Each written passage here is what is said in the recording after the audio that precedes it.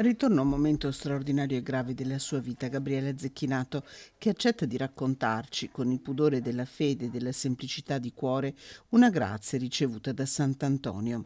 Nata il 13 giugno, proprio il 13 giugno, mentre andava a portare dei fiori nella chiesa dei Carmini a Padova per la sorella malata, è stata protagonista di un grave incidente.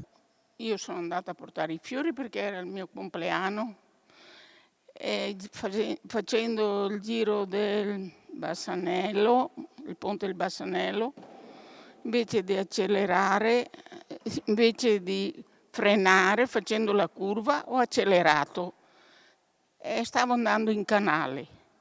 Ho detto che bello, vado con mia sorella. Invece dopo mi è venuto in mente che casa una famiglia. E allora ho detto, oh Sant'Antonio benedetto, il giorno del mio compleanno, aiutami.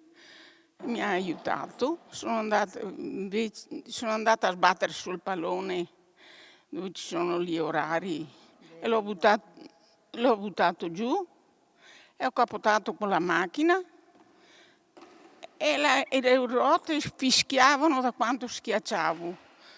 Sono passati 2 poliziotti vestiti in borghese, sono corsi là e mi hanno tirato fuori dalla macchina, mi hanno steso per terra e sono stata graziata dal Sant'Antonio. Con gli occhi chiusi rivive quegli attimi che ricorda in modo nitido. È stata una grazia grande che ho ricevuto.